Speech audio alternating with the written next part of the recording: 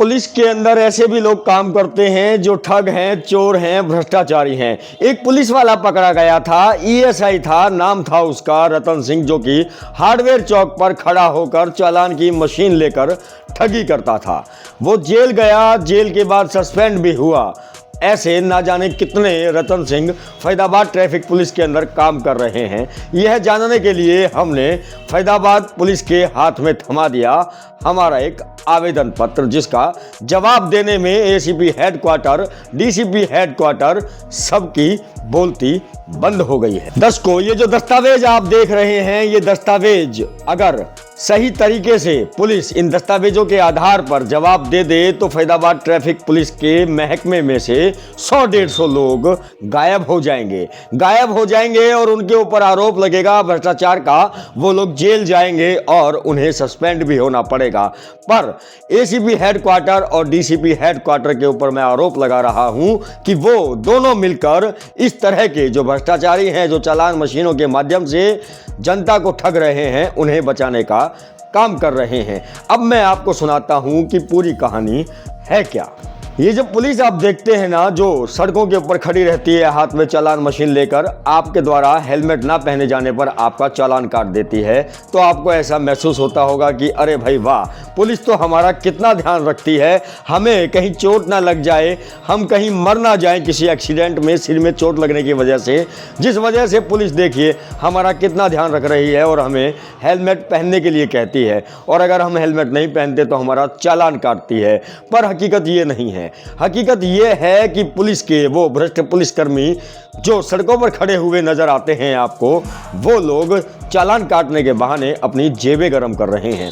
हमने फैदाबाद पुलिस से ये पूछा कि आप हमें ये बताएं कि फैदाबाद पुलिस के द्वारा कितने चालानों को काटने के बाद रद्द किया गया। रद्द से मेरा मतलब है कि जब कोई वाहन चालक को पुलिस रोकती है चालान काटने के लिए, पेपर्स चेक करने के लिए, और उसके पास किसी पेपर के अंदर कोई कमी होती है, तो वो मशीन के अंदर उस व्यक्ति का डाटा डालते हैं, और डाटा डालने के बाद मशीन में उसे सबमिट का बटन दबाने के बजाय ड्रॉप का बटन दबा देते हैं, जिसके बाद उस मशीन में से एक कॉपी निकलती है और उस कॉपी को दे दिया जाता है वाहन चालक को।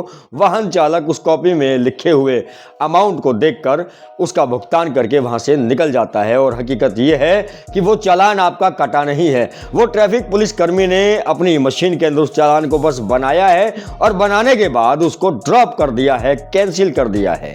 और वो जो पैसे उस वाहन चालक से उस ट्रैफिक पुलिस कर्मी ने लिए, उन सारे पैसों को डाल लेता है अपनी जेब में, और उसके बाद खेल स्टार्ट होता है बंदर बाट का। बात करूं अगर मैं ईएसआई रतन सिंह की, जो कि हार्डवेयर चौक पर उस मशीन के माध्यम से भ्रष्टाचार करते हुए जनता को लूटते हुए पाया गया, पकड़ा गया, जेल गया, सस्पेंड हुआ, उसके बाद से महकमे के अंदर ये जिक्र है कि एसीपी डीसीपी को भी इस लूट का पैसा पहुंचता है। दर्शकों, हमने एक आरटीआई लगाई और उस आरटीआई के माध्यम से हमने पूछा कि आपने कितने चालान पिछले 1 साल के अंदर ड्रॉप किए। हमें उन सभी चालानों का विवरण चाहिए कि आपने वो चालान ड्रॉप क्यों किया, उसका क्या कारण था, जिसका जवाब देने में एसीपी हेडक्वार्टर और डीसीपी हेडक्वार्टर दोनों ही आनाकानी कर रहे हैं, जिससे साफ तौर पर संदेह और भी ज़्यादा गहरा हो जाता है कि फैदाबाद ट्रैफिक के जो पुलिसकर्मी हैं वो भ्रष्टाचार कर रहे हैं और जनता से इस तरह से चालान काट कर लूट कर रहे हैं। मैं वाकई में चैलेंज करता हूँ फैदाबाद ट्रैफिक पुलिस को कि अगर वो सही हैं तो हमारे इस प्रश्न का जवाब दें कि 1 जनवरी 2024 से 31 अगस्त 2024 के दौरान जिला फैदाबाद के अंदर जितनी भी मशीनें ट्रैफिक पुलिस की चालान काटने के लिए चालू हैं, उन मशीनों में से कितने चालानों को रद्द किया गया। पुलिस ये जवाब नहीं देना चाहती, क्योंकि वो लोग अगर इसका जवाब दे देंगे तो फैदाबाद ट्रैफिक पुलिस के भ्रष्टाचार की पोल खुल जाएगी, और हम हैं कि मानते नहीं, हम पोल खोले बिना छोड़ेंगे नहीं। डीसीपी हेडक्वार्टर ने अपील में ये कहा कि एसीपी हेडक्वार्टर ने हमें जो जवाब दिया है कि हम इन ड्रॉप्ड चालानों की डिटेल आपको नहीं दे सकते, क्योंकि वो आरटीआई एक्ट की धारा 81J के तहत आता है।